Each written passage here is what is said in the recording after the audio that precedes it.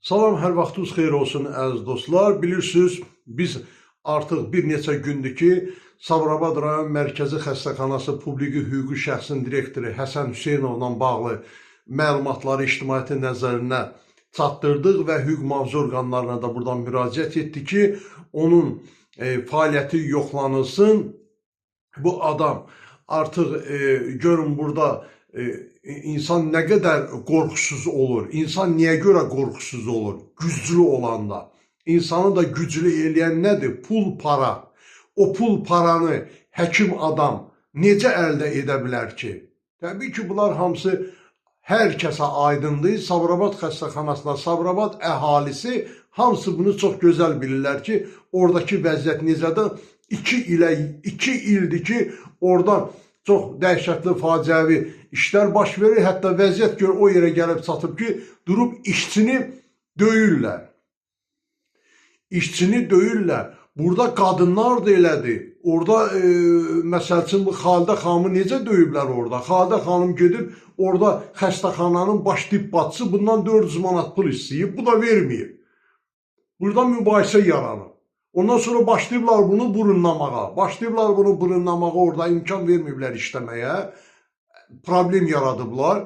Başlayıblar bundan ancaq şikayət yazmağa. Bunu təbiidir, Həsən Hüseynov çox gözəl bilirdi. Özü qurub bu işlərin hamısı. Kim qurub ki? İdarənin rəhbəri, təşkilatı bilmədən kimsə nəsə eləyə bilərmi?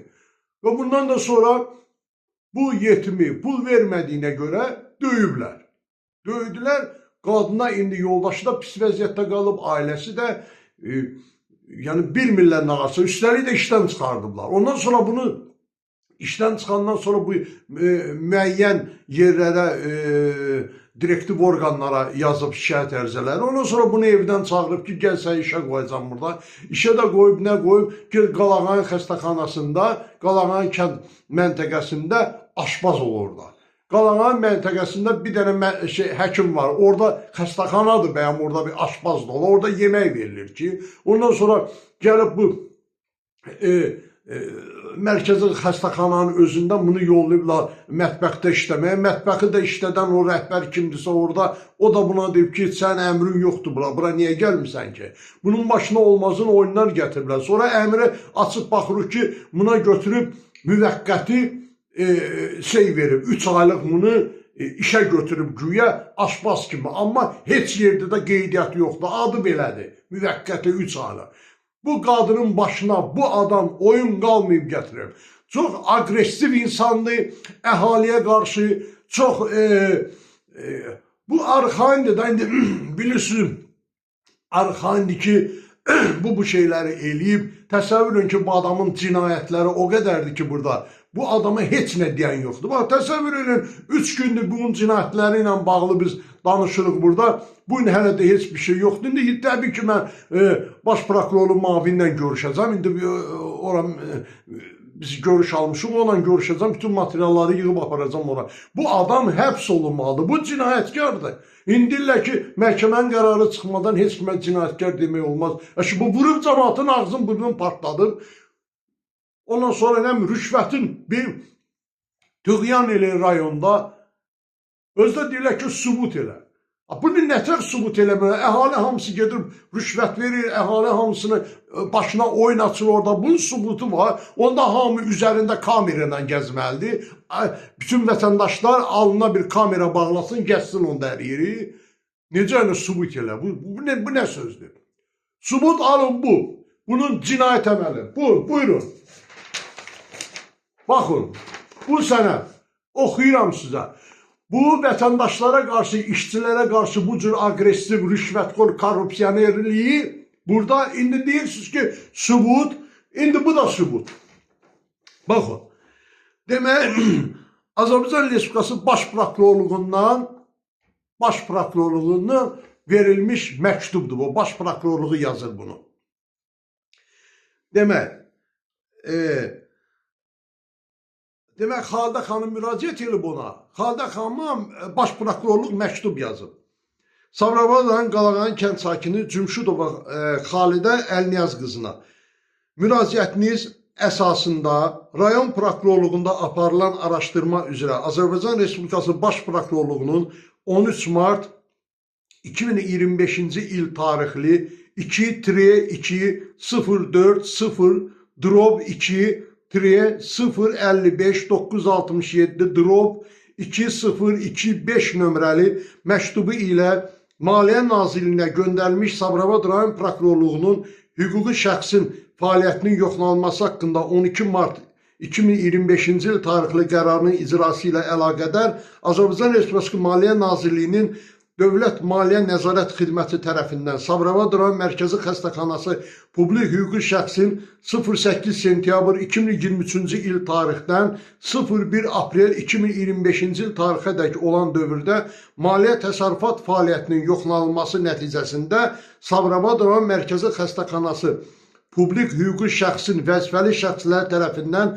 xüsusilə külli miqdarda, yəni 1.571.647 manat 89 qəpik məbləğində dövlət əmlakının mənimsənilməsi və israf edilməsi hallarına yol verildiyi müəyyən edildiyindən 24 iyun 2025-ci il tarixli qərarla qeyd edilən faktlar üzrə Azərbaycan Respublikası Cinayət Məcəlləsinin 179.4, 308.2 və 313-cü maddələri ilə cinayət işi başlanmışdır.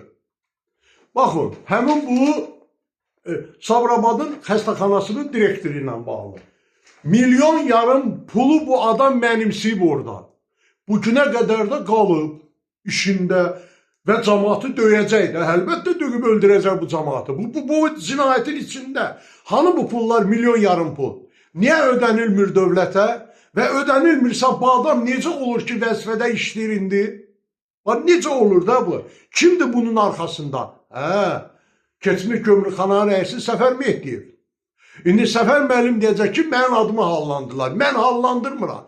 Biz Şirvan, Sabirabad, Səlyan cəmaatı yox. Biz hardan bilirik ki, Həsən Hüseynov kimdir? Onun bacanağı keçmiş gömrükxananın rəisi Səfər Mehdiyev kimdir? Biz hardan bilə bilərik ki? Bu adam özü yayıb bunu burada da, özü eləyib.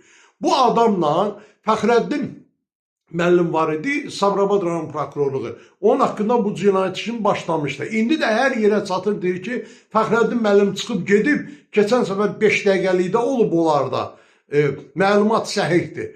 Demək, keçmiş Sabirabadın prokuroru Fəxrəddin müəllim çox gözəl bilirdi ki, bu adam cinayətkardır. Və bunun işini bu cinayət işində başlamışdı. Orada deyib ki, bundan sonra bizim vəziyyətimiz yaxşıdır, 5 dəqiqədə deyib, çünki Sabirabada yeni prokuror gəlib, bizim dostumuzdur.